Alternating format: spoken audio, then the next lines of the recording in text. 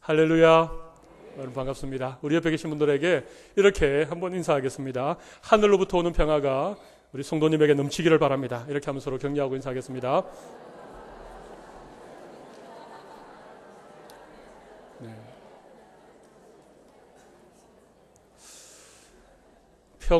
평화로다 하늘로부터 내려오네. 이 찬양하는데도 여전히 여러분의 얼굴에 수심이 가득한 모습을 보면서 제가 여러분의 한 주간의 삶의 무게가 얼마나 무거웠는가 그런 생각을 하게 되었습니다. 여러분, 오늘 여러분의 지난 한 주간의 삶이 아무리 힘들고 어려워도 오늘 하나님 앞에 나와서 십자가 아래에 여러분의 인생의 짐을 내려놓을 때에 하늘로부터 임하는 평화가 여러분의 마음 가운데 흘러 넘치기를 바랍니다. 이런 은혜 주실 줄로 믿습니다. 제가 여호수아 강해를 계속하다가 한 몇 주간 여호수아를 잠시 멈추었습니다. 우리 새생명 축제도 있었고 또 추수감사주일도 있었고 그러는 바람에 한 달가량 여호수아서 강해를 잠시 멈추었습니다. 그래서 여러분들이 앞에 있는 말씀을 약간 잊어버렸을까 봐 거의 다 잊어버렸을 가능성이 많을 것 같아서 제가 조금 더 말씀을 요약을 하고 말씀을 시작하겠습니다. 요단을 건넌 이스라엘 백성들이 여리고를 무너뜨렸습니다. 그리고 두 번째 성은 여리고보다 훨씬 작은 아이성이었습니다. 아이성을 호락호락하게 보다가 그만 큰 좌절을 겪고 하나님 앞에 기도한 이후에 그들 가운데 범죄한 한 사람을 하나님의 말씀대로 그렇게 모든 것을 다 불태운 이후에 다시 전심을 다하여 아이성을 올라갔습니다. 그래서 하나님께서 그들에게 약속하셨고 최선을 다하는 열심과 또 아주 치밀한 작전을 세워서 드디어 아이성을 무너뜨렸습니다. 그리고 여호수아가 그의 손에 단창을 들고 마지막 순간까지 그 창을 내려놓지 아니하고 모든 것을 불태우고 아이의 왕을 나무에 매달기까지 여호수아는 손에 든 단창을 놓지 않았습니다. 철저하게 하나님의 말씀에 순종하여서 이 아이성을 믿음으로 점령을 하게 되었습니다. 여러분, 여리고가 무너졌습니다. 한 번 실패했지만 다시 아이성을 무너뜨렸습니다. 여러분, 이런 기세로 그 가나안의 성읍들을, 그 가나안의 철병기로 무장한 가나안 족속들을 계속해서 돌격 앞으로 그렇게 나아가면 얼마나 좋겠습니까?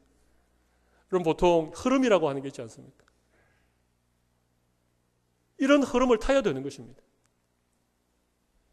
바짝 이 기세가 오른 이 이스라엘 백성들이 계속해서 전진 앞으로 그렇게 나아가면 이 가나안이 곧 그들에게 주어질 것 같은데 하나님은 바로 그때에 이스라엘 백성들을 스탑, 멈추라고 하십니다. 그리고 오늘 그 아이에서부터 한 30km 좀 떨어져 있는 북쪽으로 세겜 마물의 수풀이 있었던 바로 그 장소에다가 제단을 쌓고 하나님 앞에 번제와 화목제를 드리고 모세가 기록한 여호와 율법을 기록하고 그것을 읽어 모든 백성들의 귀에 들리라. 그렇게 지금 말씀하고 있는 것입니다. 여러분, 전쟁은 이 흐름이 중요하다고 말씀드렸죠. 그런데 그 흐름을 지금 꺾어 놓는 상황이었고 특별히 아이들까지 다 포함해서 그 두 산 사이에 있는 이런 분지에 그런 골짜기에 백성들이 모인다는 것은 위험천만한 일입니다. 여러분, 골짜기라고 하는 것이 얼마나 위험합니까? 앞뒤로 가로막으면 양쪽에는 산이 가로막고 있기 때문에 어떻게 할 수가 없는 매우 불리한 그런 상황인데 하나님께서 왜 이스라엘 백성들에게 바로 그곳에서 하나님께 제단을 쌓고 하나님께 제사를 드려라 그렇게 말씀을 하셨겠습니까? 저는 오늘 이 말씀을 중심으로 여러분들과 함께 축복된 삶의 비결이라는 제목으로 말씀을 좀 나누기를 원합니다. 원래 제가 주보에 이런 제목을 내지 않았습니다. 원래 제가 제목을 주었던 것은 축복과 저주의 산 이렇게 제목을 드렸는데 여러분, 저주라는 말을 여러분 들으시니까 좀 마음이 부담스러우시죠? 어떠십니까? 축복이라는 말은 참 듣기 좋은데 저주라는 말은 왠지 듣기가 좀 끌끄럽고 그 말을 들으면 마음에 부담이 생기시지요. 그래서 제가 저주라는 말을 빼버렸습니다.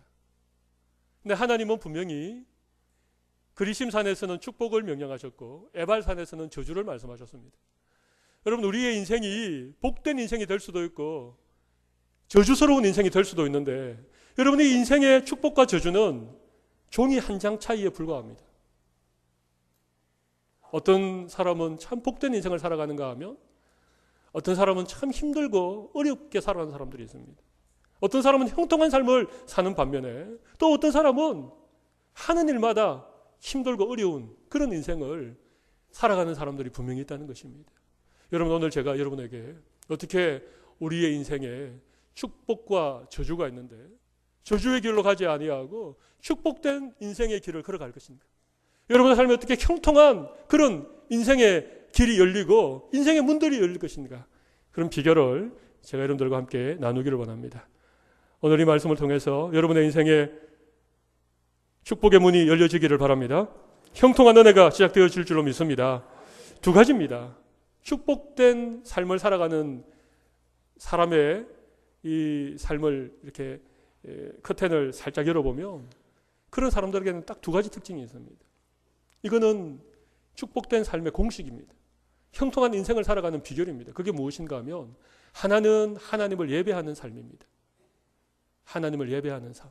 그리고 또 한 가지는 하나님의 말씀에 순종하는 삶을 살아가는 것입니다. 생각보다 굉장히 간단하지요? 간단하지만 쉬운 것은 아닙니다. 하나님을 향한 예배가 있는 삶, 또 하나님의 말씀에 순종하는 삶, 예배하고 순종하는 삶을 살아가면 그 다음에 따라오는 것이 반드시 축복이라고 하는 것이 따라오는 것입니다. 형통이라고 하는 인생의 문이 열려지게 되는 것입니다. 여러분, 하나님을 예배하는 것, 또 하나님 말씀에 순종하는 것, 오늘 이 주제를 가지고 제가 여러분에게 말씀을 드리겠습니다. 여러분, 예배하는 삶은 굉장히 중요합니다. 하나님은 예배하는 자를 찾으십니다. 하나님은 예배하는 자에게 약속하시고 예배하는 자들의 인생을 축복하시기를 원하시는 분이 하나님입니다.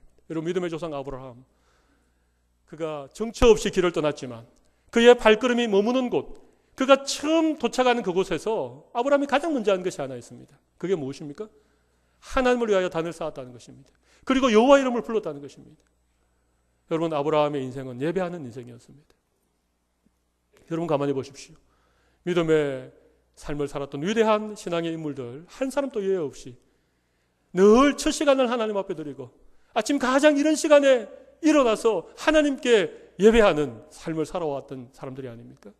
여러분, 예배하는 사람들을 하나님께서 복 주신다는 것입니다. 그러면 우리가 예배를 언제, 어디에서 어떻게 해야 되는가? 제가 한 4가지 정도를 말씀드리겠습니다. 먼저 30절 말씀을 보십시오. 30절 말씀 보면 그때에 여호수아가 이스라엘 하나님 여호와를 위하여 에발산에 한 제단을 쌓았다. 여러분, 그때가 언제죠? 제가 서론적으로 말씀드렸죠. 굉장히 중요한 때였습니다.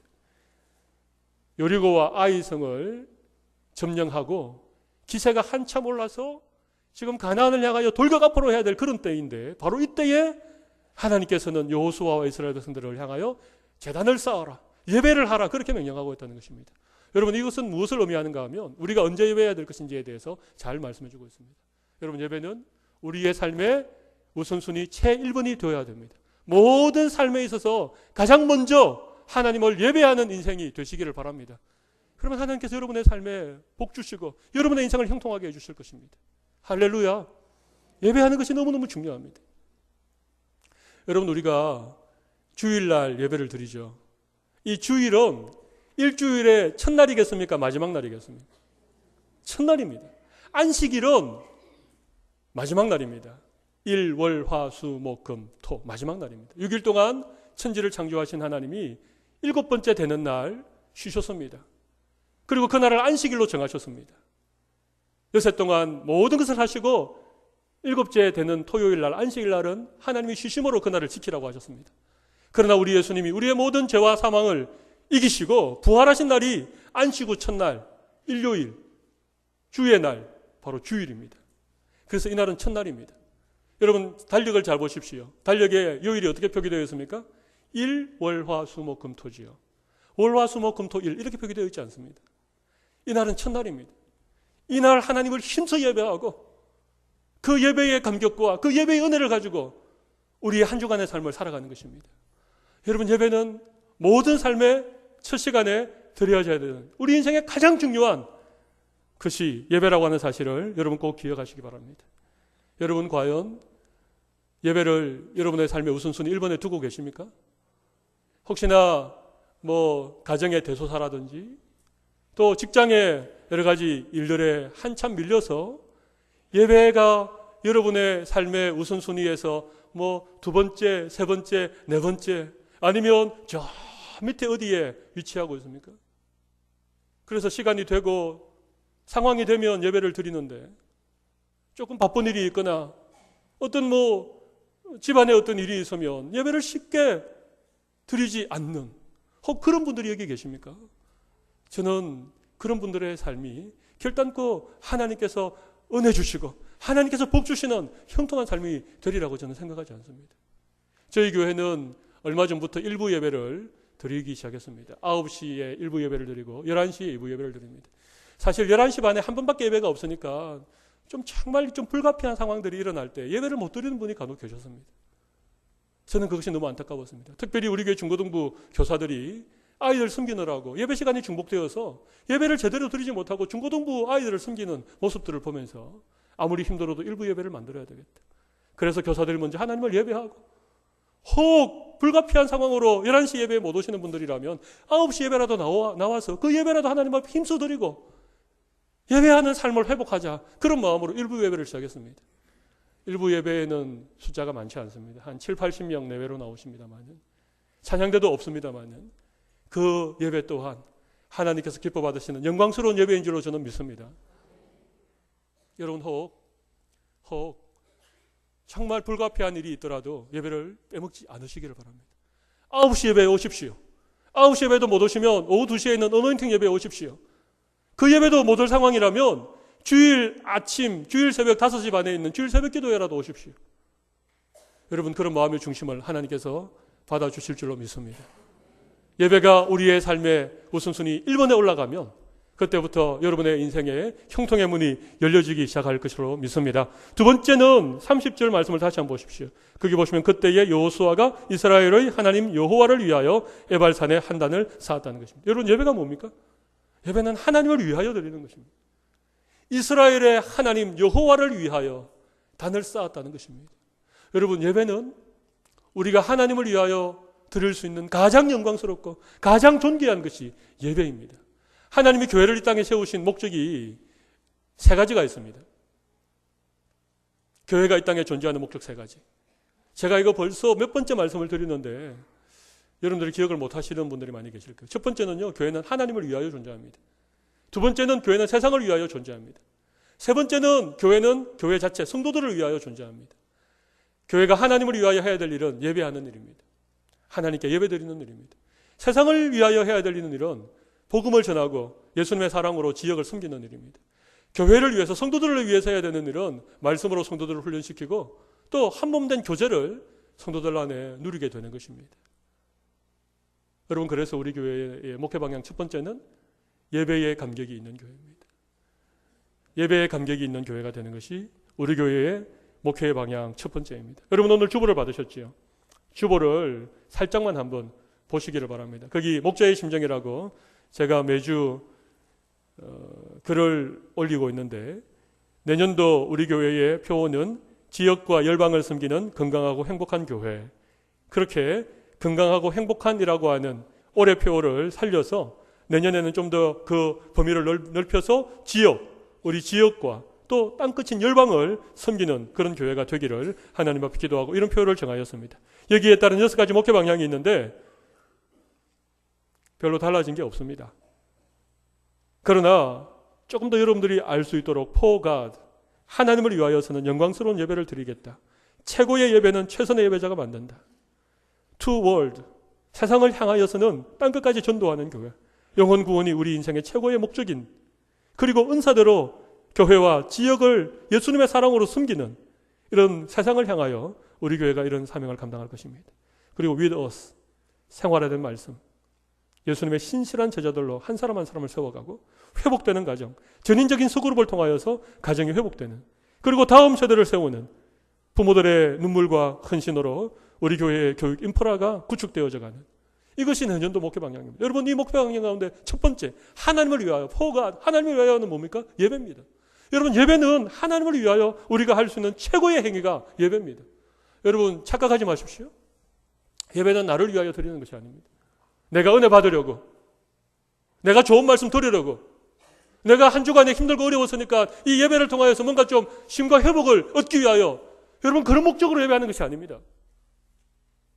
예배는 하나님이 나를 창조하시고 나를 억만제약 가운데서 구원하시고 나를 하나님의 자녀 삼으신 그 하나님의 놀라운 은혜에 감격하여서 하나님 앞에 우리의 가장 아름다운 것들을 올려드리는 것이 예배입니다.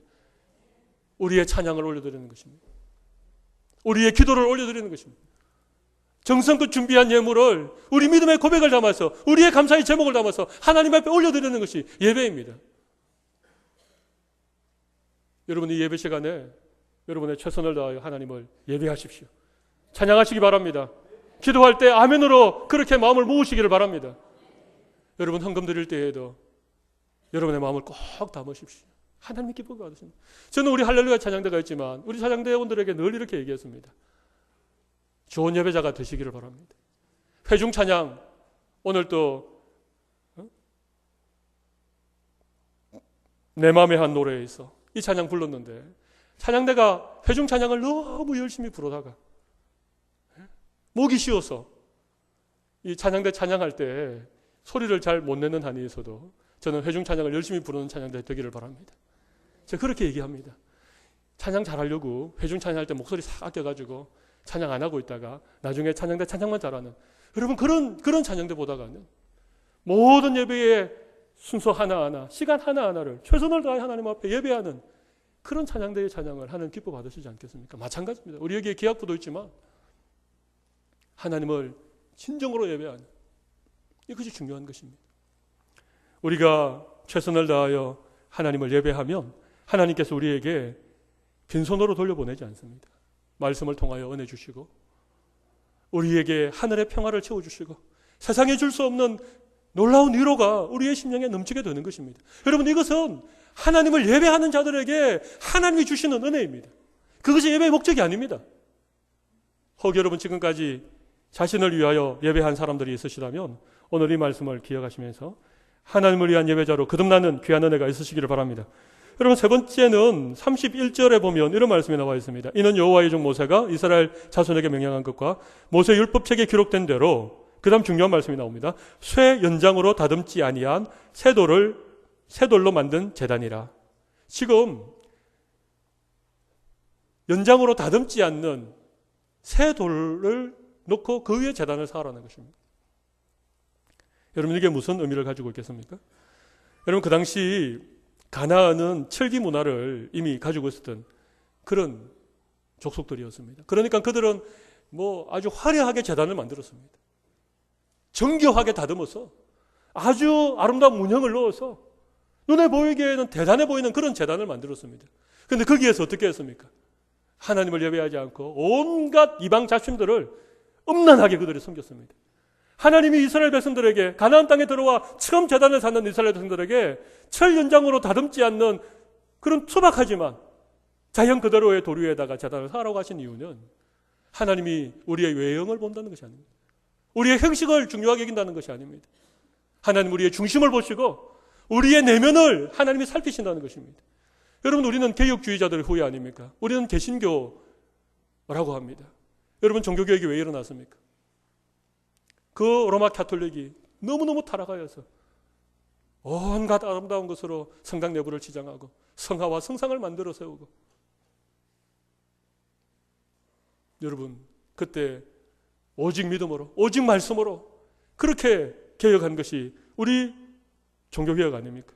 여러분, 우리의 예배는 형식보다가는 우리의 중심이 중요합니다. 영과 진리로 예배할지니라, 신령과 진정으로 예배할지니라. 여러분, 이 말의 의미가 뭡니까? 하나님께서 무엇을 우리에게 요구하고 있는가? 여러분, 잘 기억하시기를 바랍니다. 몸만 여기 와서 앉아있다고 예배가 아니라고 하는 사실입니다.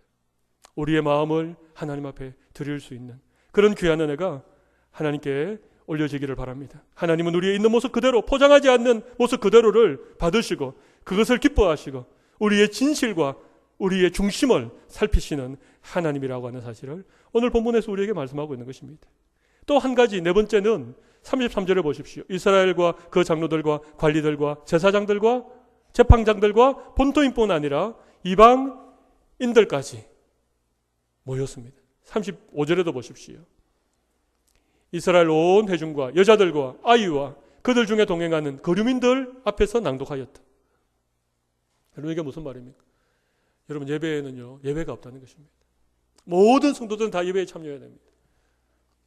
여러분, 예배 자리가 제일 중요합니다. 식당에서 봉사하시는 분들, 안내하시는 분들, 혹 주차 봉사하시는 분들, 방송실을 섬기는 분들도 중요한 건 예배입니다. 우리가 예배자가 되어야 됩니다. 하나님을 예배하고 선포되어지는 말씀 앞에 우리가 예배자로 그 말씀을 듣는 이것이 중요하다는 것입니다. 여러분, 혹 이부 예배의 어떤 봉사 때문에 예배를 제대로 못 드린다면 하나님 앞에 기도하십시오. 저도 예배를 드리기를 원합니다. 하나님 앞에 온전한 예배를 드리기를 원합니다. 진짜 열심 있는 분이라면, 제대로 하나님을 예배하기를 간절히 소원하는 분이라면 이부 예배 시간에 자기가 맡은 어떤 봉사 때문에 이부 예배를 다 드리지 못한다면 아마 일부 예배에 오지 않겠습니까? 일부 예배에 와서 먼저 일부 예배를 온전하게 드리고 이부 예배 시간에는 자기가 맡은 일을 봉사하고, 저는 그 정도 자세가 되어질 때 하나님께서 그렇게 예배하는 사람들을 저는 분명히 기뻐한다고 생각합니다. 여러분, 예배는 첫 찬양부터 마지막 축도가 끝나기까지 다 예배입니다. 광고할 때도 예배입니다. 광고는 하나님의 백성들이 서로 교제하고 또 우리가 함께 기도해야 될 제목들을 나누는 시간입니다. 그 시간은 예배가 아닌 것이 아닙니다. 첫 시간부터 마지막 시간까지 모든 하나님의 백성들이 이 예배를 통하여서 하나님 앞에 나아가는 것을 하나님 기뻐하신다는 것입니다. 여러분, 우리의 삶에 이 온전한 예배가 회복되어질 때에 하나님께서 우리의 인생에 형통한 길을 열어주실 줄로 믿습니다. 두 번째는 순종이라고 말씀드렸습니다.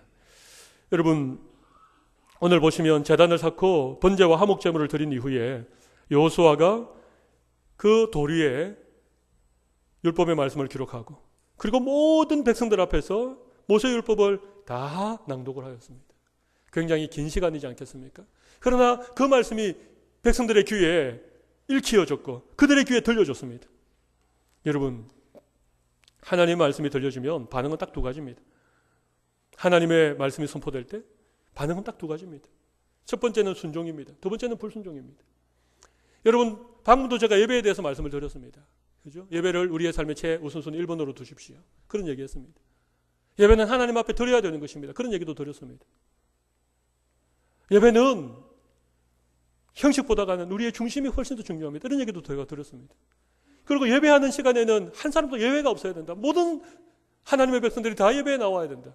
이런 말씀 들을 때 여러분의 마음속에 내가 예배를 우선순위 1번에 두지 못했구나. 내가 이제 예배를 우선순위 1번에 둬야지. 이렇게 반응하는 것이 순종의 반응입니다. 그렇죠? 근데 그래도 나는 바쁘고 예배를 빠질 수밖에 없는 상황인데 이런 마음이 드셨다면 이것은 불순종의 반응입니다. 말씀이 들려지면 반드시 두 가지 반응으로 나타납니다. 순종으로 반응하든지 아니면 불순종으로 반응하든지. 그런데 여러분, 놀라운 것은 이 믿음의 반응에 따라서 우리의 인생이 축복의 인생으로 나아가느냐 아니면 저주의 인생으로 떨어지느냐, 이것이 결정난다는 것입니다. 조금 심각해지셨죠? 네. 말씀이 선포되고 그 말씀에 따른 믿음의 반응에 따라서 우리의 인생이 갈리워진다는 사실을 여러분 늘 기억하십시오.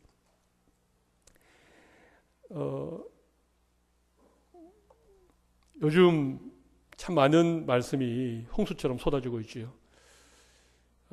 TV만 틀어도 설교 방송이 나오지 않습니까? 저희 집에도 위성이 달려 있는데 CTS와 CBS 두 채널이 나옵니다. 그래서 탁 틀면 설교가 나오는데 정말 그 나오시는 목사님들, 유명한 목사님들이세요.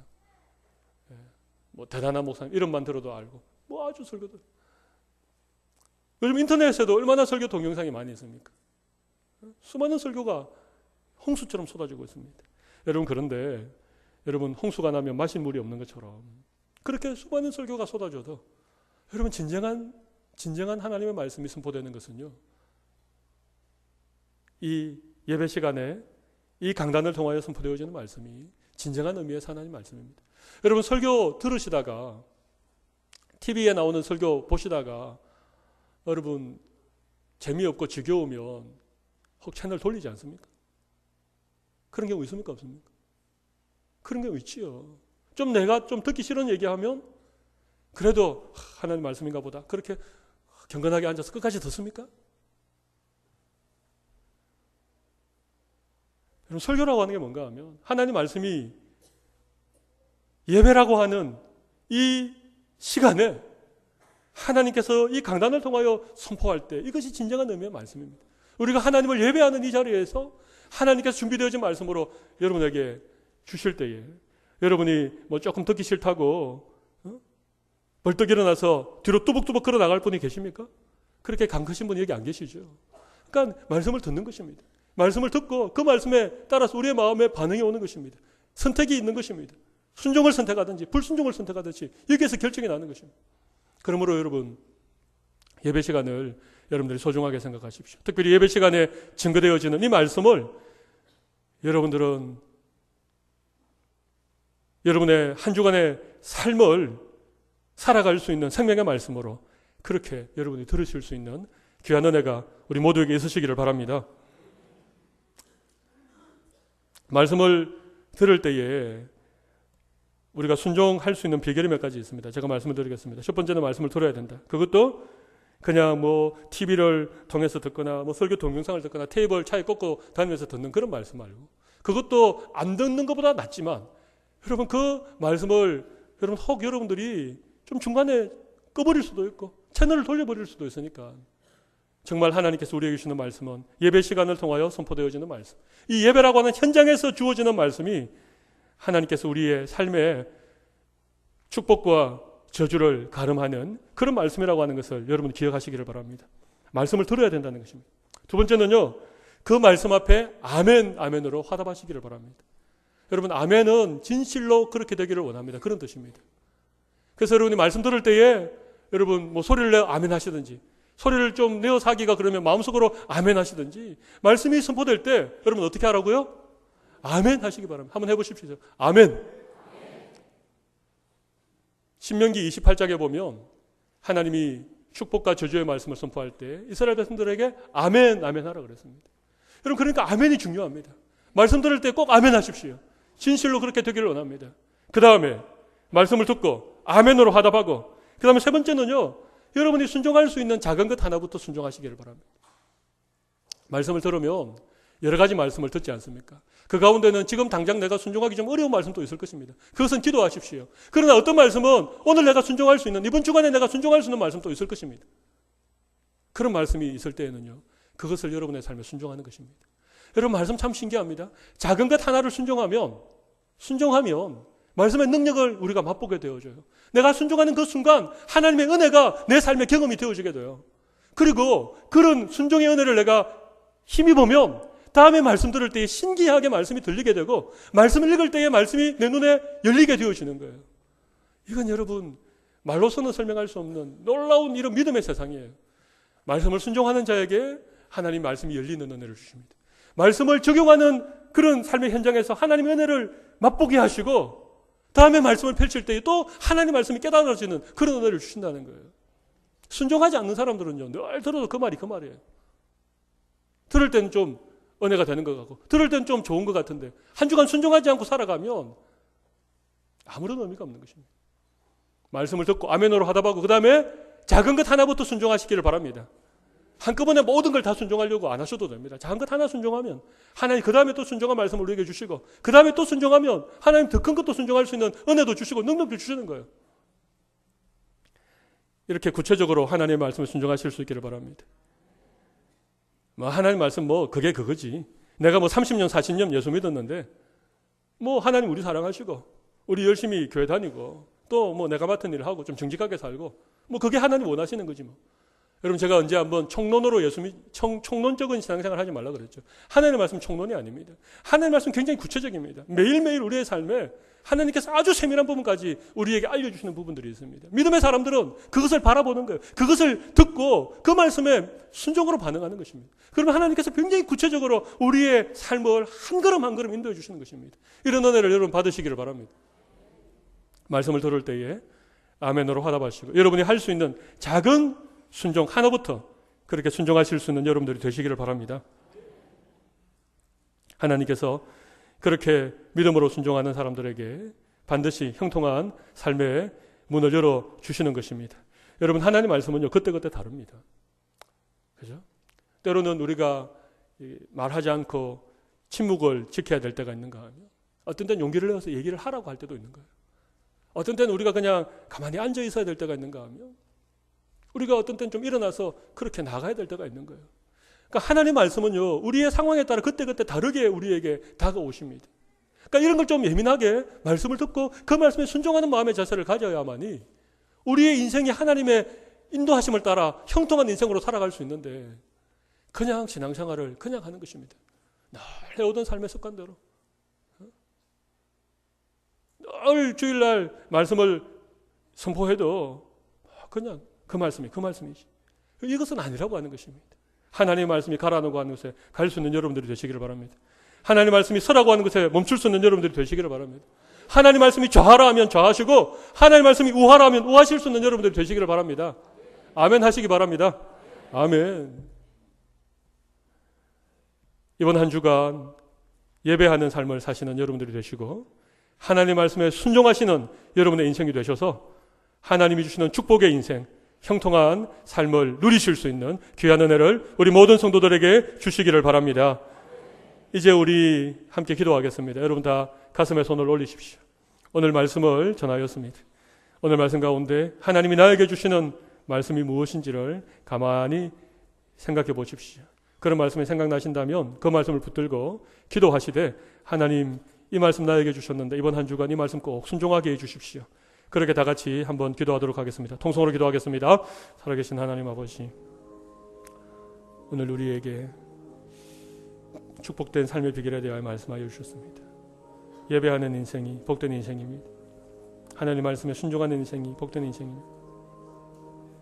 하나님 아버지, 그러나 우리는 자주 하나님 말씀에 순종하지 아니하고 그 말씀을 구체적으로 내 삶에 실천하지 아니하고 적용하지 아니하고 그냥 말씀 들을 때에는 은혜 받지만 돌아서면 잊어버리고 말씀과 상관없는 우리의 인생의 고집과 아집과 내 지금까지 삶의 경험을 바탕으로 살아갈 때가 참 많이 있습니다.